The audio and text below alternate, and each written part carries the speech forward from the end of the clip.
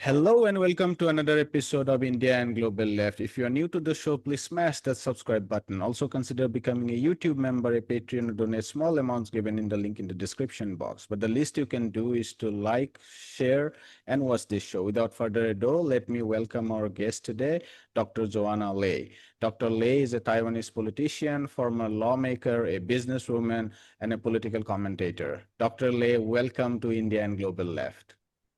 Well, thank you, Judith, for having me. I want to start with actually, I reached out to you after we hosted Professor John Mearsheimer, and we got into this debate about the future of Asia. And very briefly, he argued that the differences within Asian nations cannot be resolved by themselves. It would be the United States who would be in the region, and the countries apart from China should ally with the United States to contain China. And the question of Taiwan came up. We didn't pursue, but very briefly, Professor Mearsheimer said that the pro-independence position in Taiwan is quite widespread and quite mainstream. Our reading was that the DPP definitely represents that position, and there are other political parties which does that, but we are not sure about how much of the population at large holds that view. And of course, the KMT doesn't take that position. So if you could start with this and tell us what is the general opinion in Taiwan regarding its relationship with the United States and the People's Republic of China. Okay, let's go directly to the crux of it. I'll start from the numbers, and then I'd like to say a few words about your discussion with Mearsheimer, because I watched it with interest. Last general election had about 70% of people who came out to vote. Of those, 40% voted for the current president, Lai Ching-te of DPP. So if you look at the entire voting population, that's 70 times 40, you have 28% of the people who casted vote to him. And the others may or may not agree with his position. Some just didn't have a position. So you have DKNA, that's what we call don't know or no answer, right, in any poll. But lo and behold, this 28%, when subject to a discussion of whether the current population agreed to a direction going into war, and that's an entirely different story. Even Lai Ching-te, his own popularity, the approval rate dropped significantly. So the 28% of the people who casted vote didn't all agree with his Taiwan independence position, which may or may not lead to a war. And the reason why leading to a war is important is when you talked about a U.S. narrative, U.S. playbook, people who are like Mearsheimer and the ones who talked about a coming war, a pacing threat from China and using Taiwan as a chip to contain it, people do believe and they claim that most of the people on Taiwan are so supportive of a democratic independent idea, so much so that they're willing to go to war for it.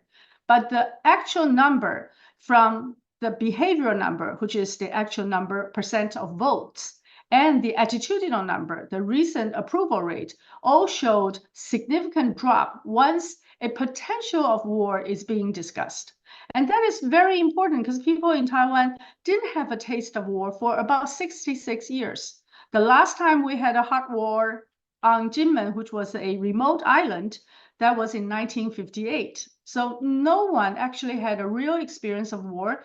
And Ukraine and Israeli-Iran gave us a very clear idea of what a war might be. And Lai Ching-te doesn't have a strong support to the extent of going to war for his Taiwan independence idealism. So that's one. The second one, about your discussion with Mearsheimer, I thought was very interesting. Professor Mearsheimer was a realist, and he always said that. And he believed that the highest level of a international order is on nation state. There's nothing above nation state, which means he didn't believe in all the multilateral organization because United Nations World Trade Organization are all above nation state and trying to instill an order above the interest of individual nation state. So if he didn't agree or didn't believe that there should be any entity above nation state, then he certainly would not be abiding by the multinationalism or the rules imposed by United Nations or the World Trade Organization. And for that, he has then moved on to his second most telling and most famous thesis. That is, U.S. is a American hegemon, but other continents should not have other hegemon. In other words, even though U.S. is the only American, which means the continent, the American hegemon, but if there are no other hegemon in any other continent, then de facto it is the world only hegemon. So for that particular view, China was viewed as a potential as an Asian hegemon. And with that particular view, both your country, India, and where I am, Taiwan, are being used for different purposes. And their utilitarians are slightly different. For India, they believe, or he claimed, that there will be an existential threat to India, or there may be an existential strategic challenge to India. So India needs to defend itself. And for Taiwan, Taiwan is a very expedient chess piece to contain China from moving into the West Pacific. So both India and where I am are being viewed as a highly utilitarian chess pieces, and that seems to be his view of our future. That's very well said. I take a step back here at this moment, and since you have given us the numbers, and that makes sense about how a lot of people don't actually want war. I think that has always been the case everywhere in the world. But let's stick to Taiwan. I think it would be great for us to also understand a little bit more about general relationship or how people in Taiwan sees the People's Republic of China. And there has been a long history. You can start anywhere you like, but do tell us about the 1992 political consensus and some of these trade and investment deepening in 2010 and 2013 under the KMT. I think that would, and maybe how the DPP stands in opposition to some of these economic pragmatism, if you like. I think that would widen the canvas and move away from the question of war to how Taiwanese sees the mainland in general. Okay, let me just add one more thing and going back to address your question. In Mearsheimer's view, he has another sort of blind spot. That is, he defined the Taiwan-China relationship as a state-to-state relationship, and therefore Taiwan is used as the front line to contain China's expansionism. However, if anybody just take a little bit of reading into the World War II history, or sometime since 1911, you would know that Taiwan and China, actually the PRC government and the ROC government, are actually in an unfinished civil war. And that in 1949 resulted in the ROC government moving to Taipei. So if you take that position, it would be like the East and West Germany, North and South Korea. And that would be a more appropriate definition of how the two sides of the governments should and have been trying to deal with each other. So your question is how our general sort of political economy and Taiwan survival is and how people look at the relationship. I thought the best case in point would be the direct flight and our cross-strait tourism. Because while we were in a de facto peace, but we were de jure at war, the Civil War hasn't finished, for a long time, people could not move freely across the Taiwan Strait. For example, my father left his home and he was never able to go back to see his parents until they all passed away. Now, in 1987, 88, gradually Taiwan eased the restriction to allow people to go back to Taiwan, but we still have to go to a third place. For example, you have to go to Hong Kong, you have to go to Japan, you go to another place. There is no direct people-to-people communication, meaning no direct flights moving between Taiwan and China. And that happened in 2008. So that is a very big demarcation. Before there were economic exchanges, cultural exchanges, people moving back and forth, but all through a third place. Even businesses have to go through third places to set up their organizations, company structures, factories.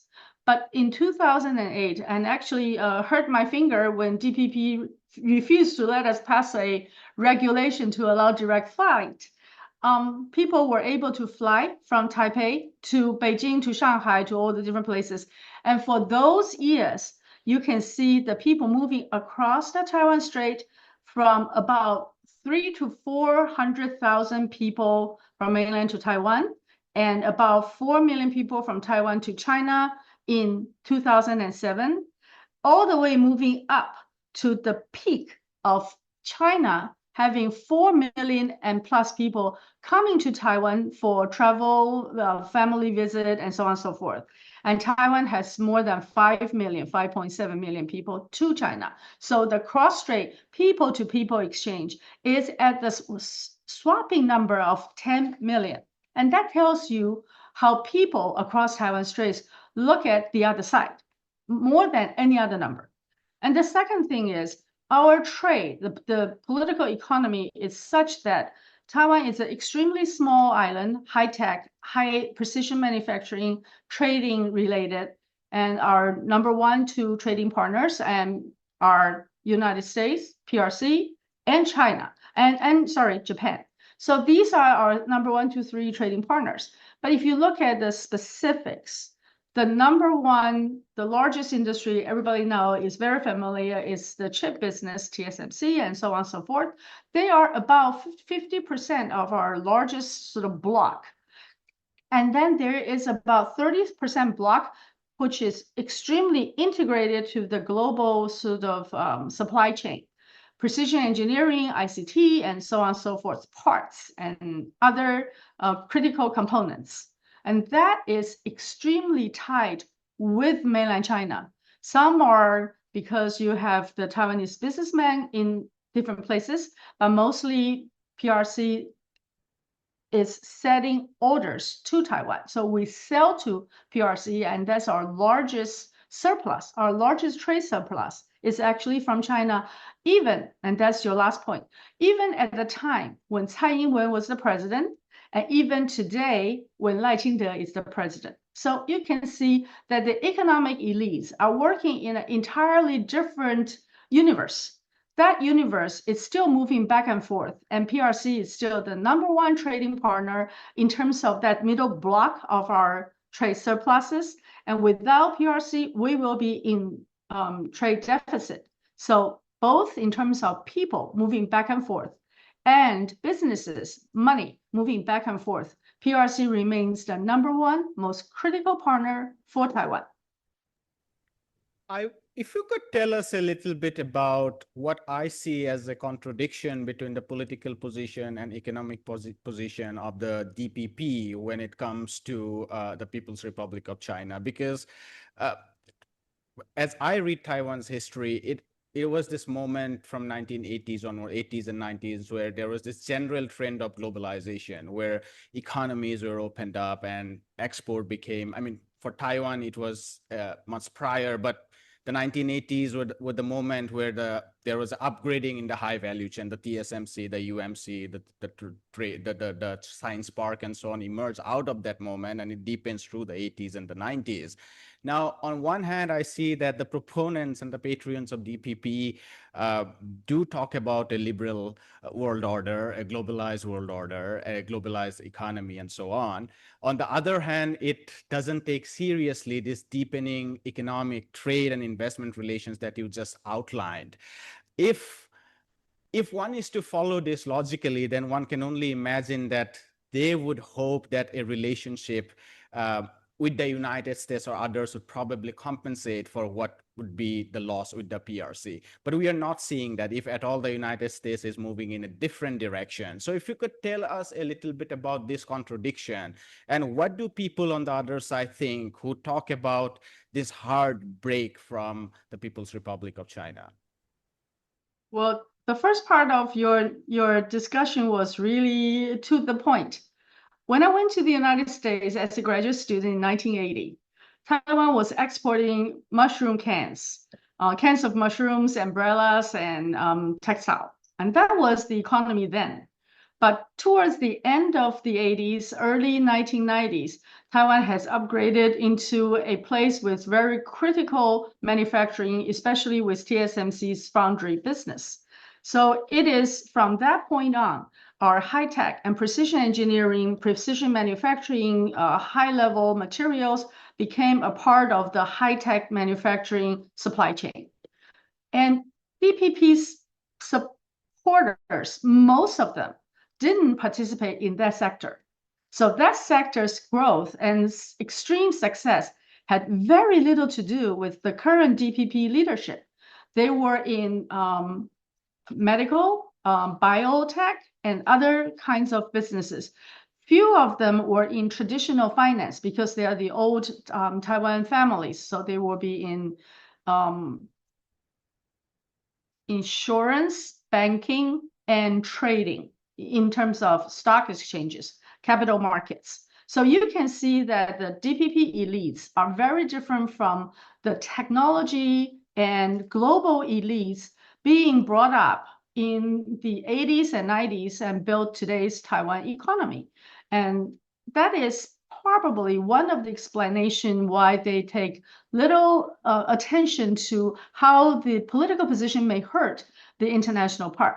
But the more important part was Lai Ching-te's position is he is taking a Japanese position of trying to move outside of Asia, moving into Europe. And that's, of course, the most important Japanese doctrine that they never achieved. But Lai Ching-te in April, when Trump decided to wage a liberation day to the world, Lai Ching-te's number one strategy was 脱中入北. I have to say in Chinese first. His main strategy is to delink from China and entering the north, meaning global north. 脱中入北was his two-pronged strategy. Therefore, you can see us moving in concert with what US is demanding. TSMC is going to the north and the global north. It's going to Japan in the Phoenix, into the United States in Phoenix, to Japan in Kumo, to Dresden in Germany, to three global north countries. 入北, that's his one strategy. And then the second strategy was to delinking from China. And in his view, that would give Taiwan a very unique position to want to have the global north protecting Taiwan in whatever happens. But I thought that was a very interesting illusion because once you move all these really high-tech manufacturing to the global north, why would they come back and protect you? That is something that needs to be connected. There is no connection between the position that he claims and the reality that may happen. And then the second one is 脱中. If you move and delink from mainland China, you move away from two major trends for Taiwan's economic survival. One is your current base, your current manufacturing base will lose its number one trading partners, the buyers. You will lose it because it's from mainland China. The second thing you would lose is when China is leading a global reshuffling of a new global supply chain with the US waging an extremely high tariff war, there's got to be a reshuffling of global supply chain, and Taiwan will have a chance of participating in it if it moves along with the China strategy, because China will be the largest bloc, just like India will be a very large bloc of that new global supply chain. So if you really delink from China, Taiwan lose today's buyer and you lose tomorrow's opportunities. And that's what Taiwan's DPP leader is trying to do. And I think it has very little to do with economic possibility and survival of your businesses, but has everything to do with a very archaic ideology. I found your earlier comment about the manufacturing export-led support base, which probably is not the mainstay of the DPP.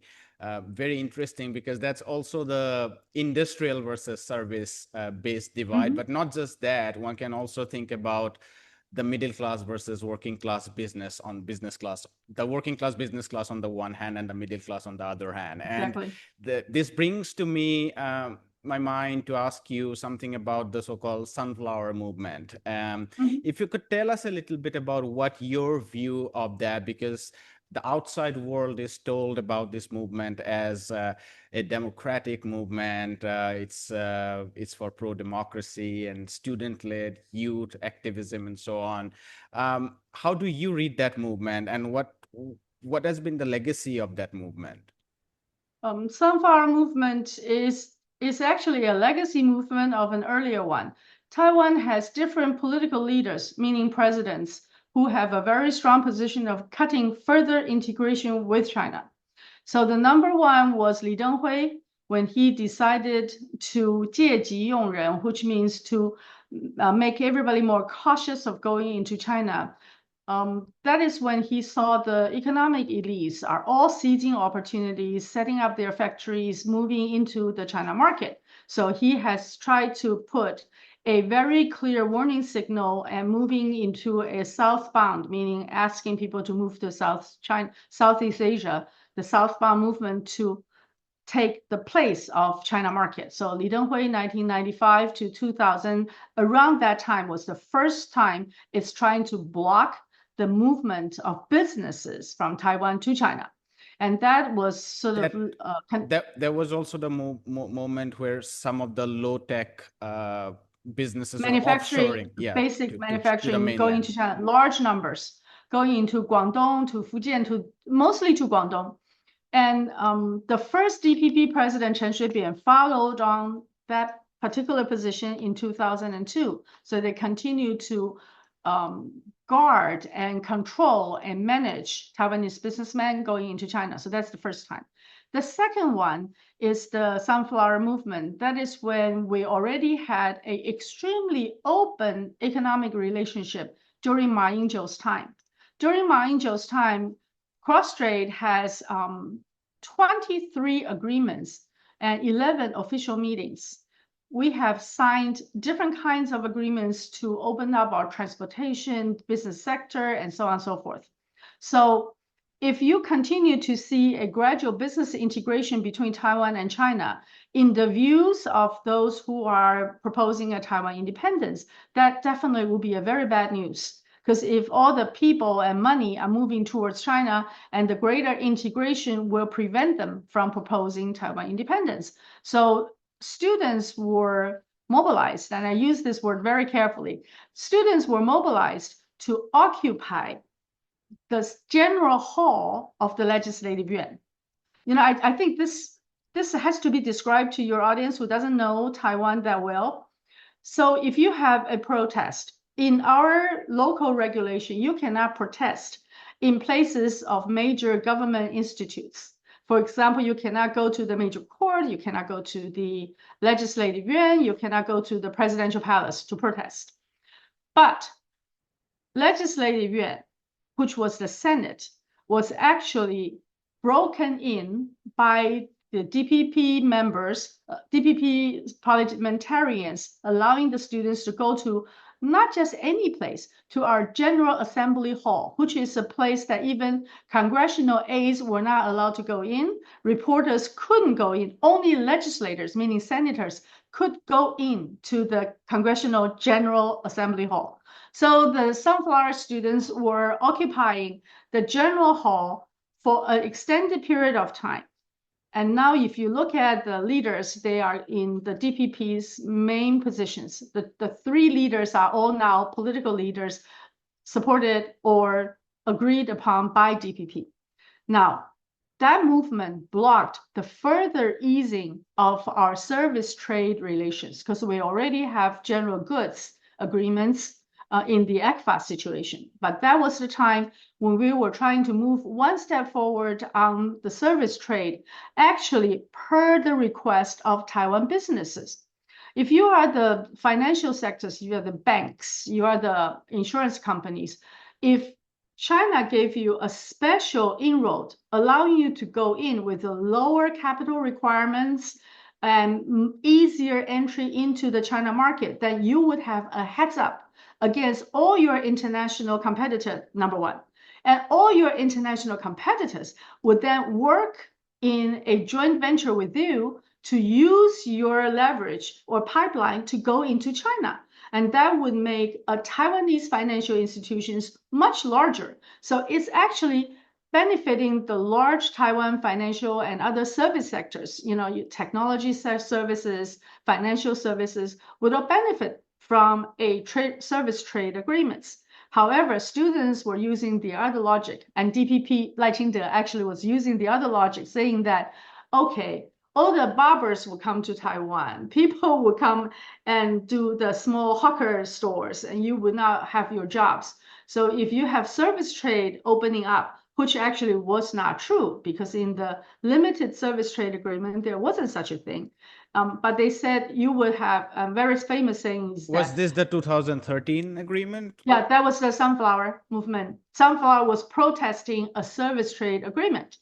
So they said that if you allow the mainland Chinese workers to come, then you would have no job.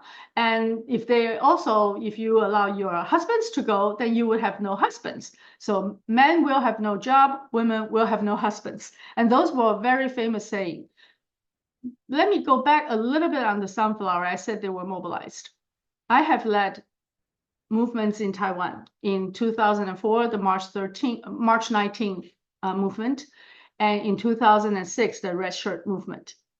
In the spontaneous movement, supplies would come on the third day. The first day, a small group will congregate, and then people will come. And then people who cannot come but will support you will send you lots of supplies.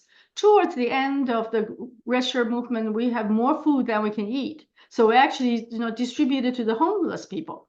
But on the first day, on the first hour of the Sunflower movement, when they were about to enter the General Assembly Hall of the Senate, there was already a supply station set up on the sidewalk of the Legislative Yuan.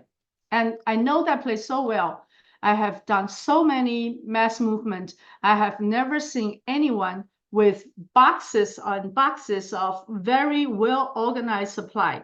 Those are from massive mobilization. It's logistically handled. It's not voluntarily from the mob, like the movements that I led. So I think the overall Sunflower movement was a very carefully managed and mobilized movement to stop further integration of Taiwan's economy with mainland China in the service trade. However, it is using some really famous student leaders and allowing a lot of students to bring their colleagues to the streets and teachers to bring their students to the streets in the name of a democratic protest and a democratic lessons for the students, even for the high school students. That actually stopped a lot of the movement for Taiwan's service sector to further going into mainland China. And mainland China has now opened the market to the global players, so we will no longer have that advantage. However, if you look at the main purpose is actually to move in the opposite direction of what business leaders would like to.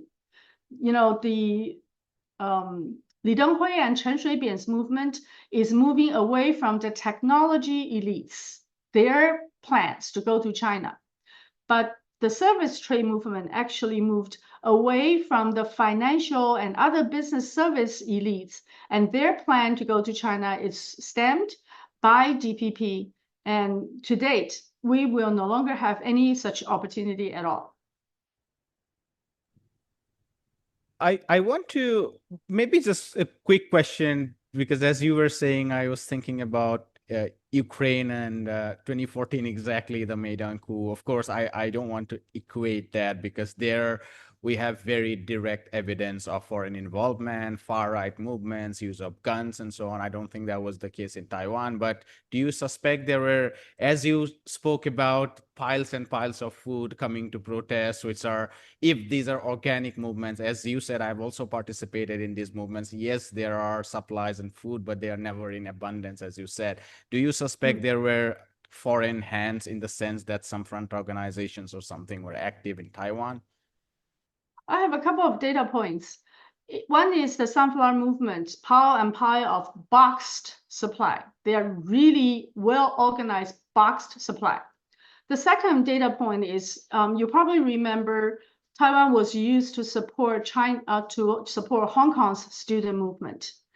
And when they televised how Taiwan supports the Hong Kong movement, they went to a church and showed a lot of gas mask. Taiwan doesn't have open arms market. Taiwan local people cannot go and buy the mask to protect themselves. We don't have those things. So those were packed in Taiwan and then shipped to Hong Kong. So that's the second data point.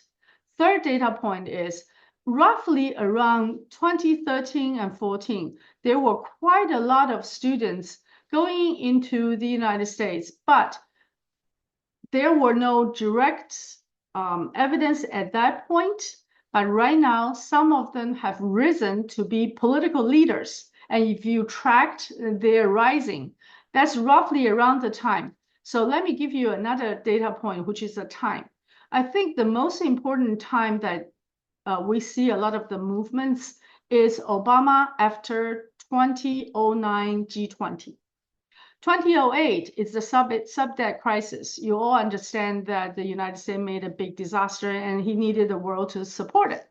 So 2009, the G20 was the first time Obama has asked China to represent the global South, to join them in future financial stability committee, to co-develop how to resolve the global issue. He's asking the G7 to spend money like the United States is doing lots of GE, the quantitative easing.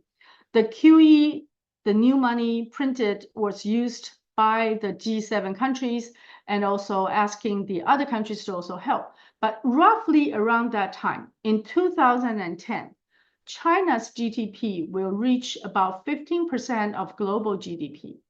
And that is the time that Europe is now only at 16% and United States at 19%.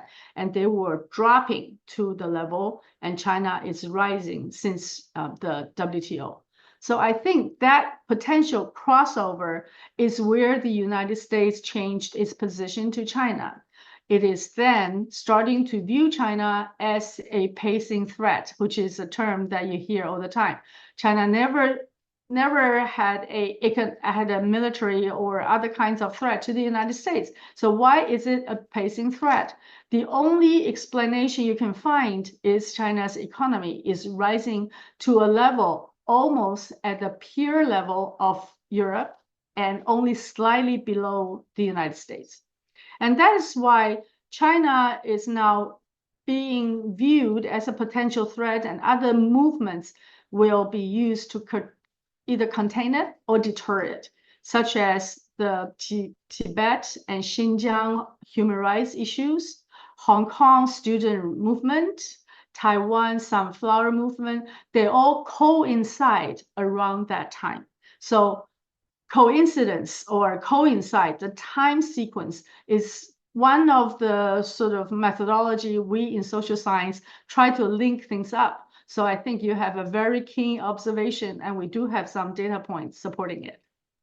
I want to move to the United a little bit of discussion about relationship between Taiwan and the United States. There has been a long history of that relationship. But my final question on this segment, if I may,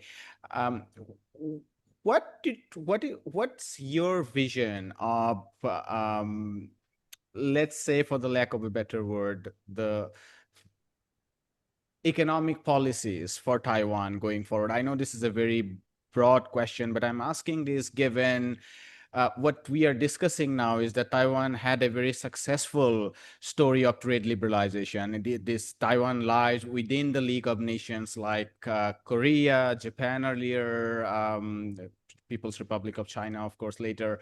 It comes within that league, and those parts of the global south where that didn't work, India for one instance, but lots and lots of African countries, Taiwan was used as a case study by the ideologues of neoliberalism to push forward reckless opening up while not acknowledging that these policies became successful under certain conditions in certain areas, but would never work the same way. But nevertheless, there was the first phase of liberalization, and there was the upgrading and, people moving out of agriculture.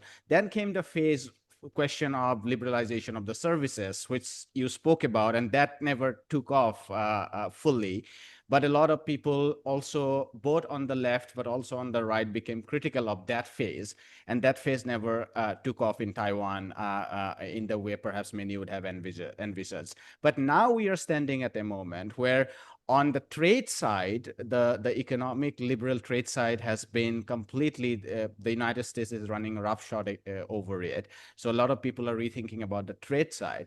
But then there is the whole global financial architecture, which is also under serious threat with, the threat of dollar, in any case, lack of inclusivity of the IMF and the World Bank and so on and so forth, massive problems of financial stability. And it must be noted out that Taiwan was also largely affected by the East Asian financial crisis, which was one of the starting point about the pause, if you like, of the miracle, or the end of the Taiwanese miracle in the late 90s. So going forward in this uncertain world where, of course, we can't revert back to the earlier phase of autarky or national economies, but the new phase of globalized world where, of course, Taiwan gained so much is also under question. What do you think would be a viable strategy for Taiwan moving forward in this uncertain global economic order? Oh, this is a very telling question. Let me just correct you one thing. In 1997, the Asian financial crisis, Taiwan wasn't hurt that bad because at the time we still have QFII, which means foreign capital cannot move freely in and out of Taiwan. So NTD was not attacked by the global wolf gangs like George Soros gangs. There I was was also still the case in the for financial China. world. That was also Yeah, the case for People's Republic of China. exactly. So we weren't hurt that big, but the entire Asia was hit primarily due to the liquidity, moving money, US dollars moving out of Asia back into the United States. And the country hurt really, really badly was like Thailand, Indonesia, and so on and so forth. I was making investments in those countries at the time. I saw people working just as hard, but all of a sudden, whatever they produce is eaten up by the exchange rate, by the interest rate, by the global liquidity drive away from their countries. So all their hopes and dreams are gone. Now, in Taiwan, we had a very long history of having. So just to be clear, what you were saying is Taiwan didn't face the liquidity crunch that happened No, in because we Taiwan. have QFII. We had a But foreign it did exchange it control. wasn't it affected by the overall drop in trade within the ASEAN and the neighborhood? Less so, because our number 1, 2, 3 trading partners are United States, Uh-huh. Japan, and China. Okay. So less so with the ASEAN. So that is the nature of the economy at the time. But going forward, if we were to look at the new world, when US trying to impose one set of rules and the rest of the world will try to reshuffle and reorganize their market and their rules and governance, then Taiwan will work more closely with ASEAN. But at the time, 1997, we didn't. I think the most important future for Taiwan businessmen is to understand that you have to survive in a new world, and the new world will have another major pole driving growth, which is no surprise. China has been driving global growth by about 30% every year for a period of time, close to a decade. So if you look at the current situation, Taiwan has one option of going closer to China and global South and the reshuffling, and we need to rethink our national strategy. And that is what Taiwan don't have at this point. We had an economic council before, and they would do 5-year economic plan. So all the achievements, such as during the oil crisis in the 70s, because of the oil crisis, we diverted to build infrastructure. we moved away from any other plans, but we diverted all the attention and resources to build infrastructure. So after the 70s, in the 80s, we were able to move into the next phase. So there were a national plan and national economic council doing it. Now we have done away with all these. So it's all in whichever businessman wants to do. And that goes to my final point. Starting from Tsai Ing-wen to Lai Ching-te, nowadays, we go back to what the government budget has reflected. There were a lot of very major infrastructure play, such as green energy play, major sort of highway or local mobile track communication play. And those were huge amount of money being dedicated to massive infrastructure type of play. And they were all using special budget, meaning that those were not within the regular budget, they were debts to the future generation. Those were being disseminated to political supporters. So governance becomes a really bad situation for those major massive plans. So number 1, 2, 3 are infrastructure play, arms procurement, and local city government's infrastructure. So this 1, 2, 3 gave DPP politicians and the government a lot of wherewithal to support their local supporters. I'm using as kind and gentle words as I can. But these are total waste at this time. I think if you use a business term, a lot of them will become sunk cost. Our wind energy, our solar energy are not producing the level as they can. To this date, Taiwan has only 14% clean energy, green energy. After we ceased the operation of nuclear power 3, which was done by the old government, nuclear power 3, once it has already ceased operation, our green energy is less than 10%. But in the last 10 years, 15 years, we made a plan to stop all nuclear in 2025, which is this year, replacing them with all the green energy. So we gave a lot of money. And if you come to Taiwan, you will see totally useless windmill, totally low utility solar panels, almost dead hydro plants. So, government is everything. Government regulate and distribute resources. But if they are not a useful machine, then you will have a lot of money becoming sunk cost at this time. This is interesting because, at least to the outsider, the DPP used to tell a lot about the legacy of the KMT insofar as nexus between the state and private players. Of course, they would not talk about the land reforms and other progressive policies that happened during that time. But of course, crony capitalism is talked about a lot. And what you are saying is that DPP has taken the center stage of this kind of crony capitalism centered around the 3 or 4 segments that you outlined. I think this is a good segue to come to our final 10 minutes or so, where I want to focus on the United States a little bit, because defense contracts, as we know, for Taiwan is almost entirely about buying things up from the United States. And there is a huge lobby in the defense industrial complex and the Pentagon and so on in the United States.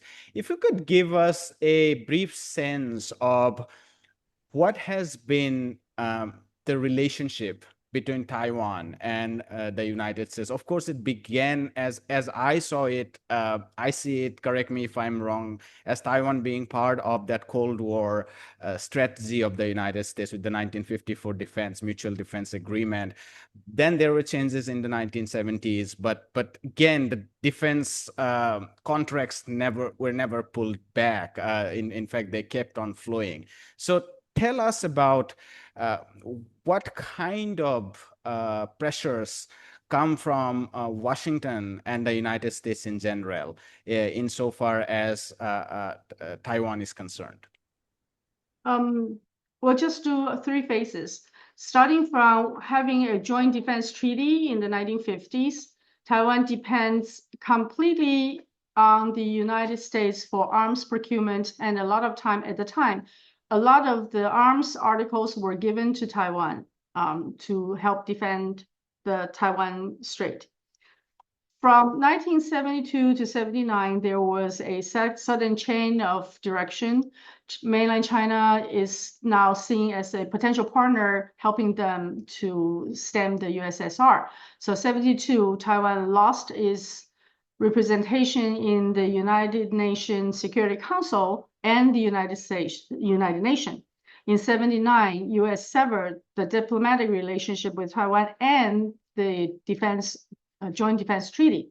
So after they severed the relationship and stopped the defense treaty, there was a period of time that United States, especially the Republicans, are trying to help Taiwan maintain a basic self-defense capabilities. So in the first Taiwan Relations Act, they went through lengthy discussion on United States recognizing that both Taiwan and China maintain the position of having one China, and the two sides will decide on their future themselves.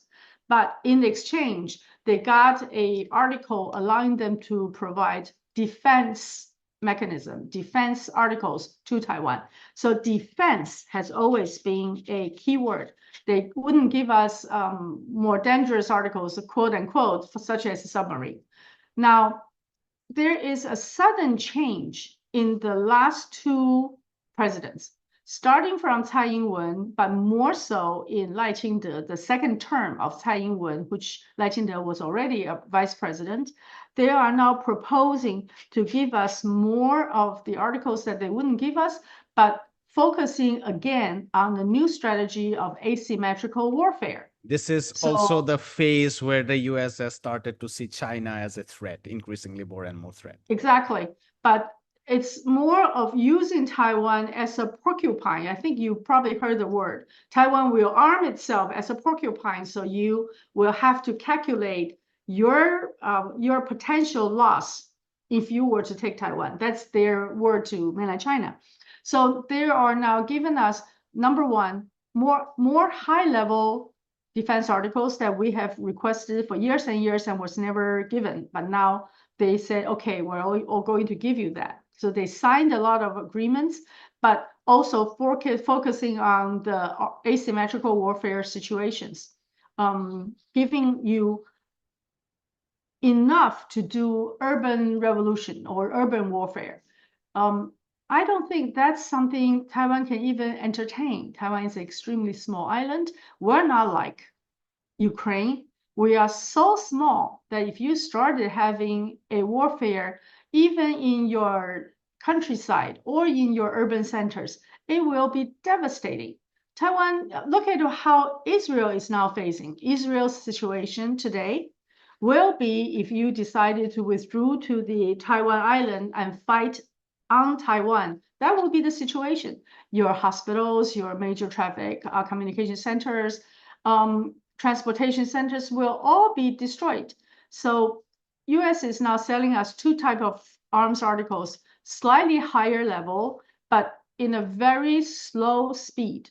We pay them and they didn't deliver. To date, they owe us about 18 over billion US dollars of major arms articles we already paid and just never delivered.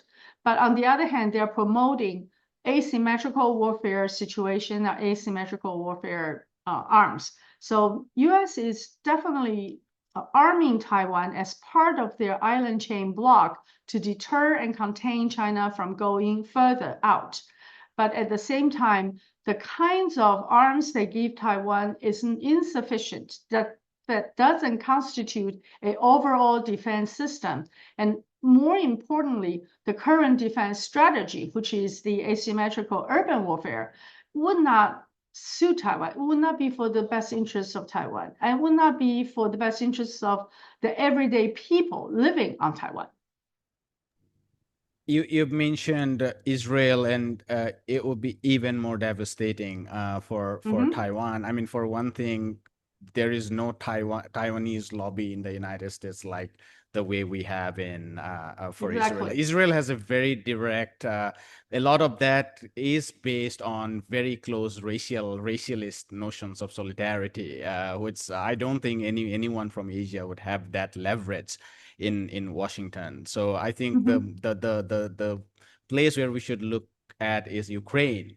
And as you said, that kind of things changed in the 1970s because there was a policy to contain the Soviet Union, and that meant the United States cozied up to the PRC and kind of not abandoned, but changed its special relationship with Taiwan to a lot of resentment at that time. Now things have changed and it has come full circle, and the United States is pushing Taiwan to become more and more aggressive. And I really fear if the fate, I hope it doesn't go there, but Ukraine, I think, should be a learning lesson for countries like Um, Taiwan. Taiwan is so much smaller than Ukraine. Yes. We don't have the depth to even contemplate a Ukrainian strategy. And Taiwan is so much closer to China than Israel to Iran. So with the modern arms procurement and everything that we plan to do, there's no way we can win any of the potential confrontation. Let me give you the results of our most recent military, the war game. We have 3 war games recently. One was done by CSIS that says even the United States will pay a hefty price in the West Pacific if Taiwan Strait should go into war. The second one was done by sort of a quasi think tank. They were focusing primarily on resilience, and the answer is Taiwan's resilience needs to be improved in terms of electricity, general communication, financial, even communication, like your mobile communication and submarine cable, all needs to be improved. That's the second war game. The third war game happened recently with US retired generals and Japanese retired generals all come to Taiwan and play a very large mainland China offensive and Taiwan situation game. At the end of the day, they told us that US and Japan are willing to abandon their long-standing China policy, meaning they will support Taiwan. But Taiwan needs to show our own resolve to defend ourselves. But these are retired generals. You know politics. We didn't hear it from the ones who are in position. On the contrary, when Biden withdrew his troops from Afghanistan, he said, we are withdrawing from Afghanistan so that we can focus on the most important arena.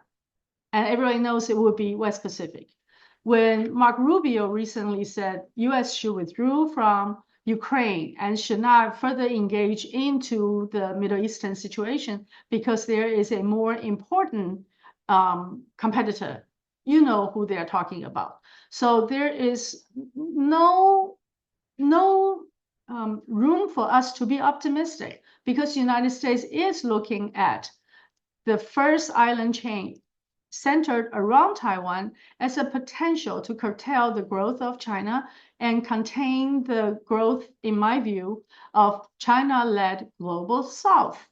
Just like Mearsheimer told you that, China is very dangerous, so India needs to be careful of your existential threat. Taiwan needs to be careful because we will be used as the first step towards expansion of its power. And that, I think, is where the US view is wrong.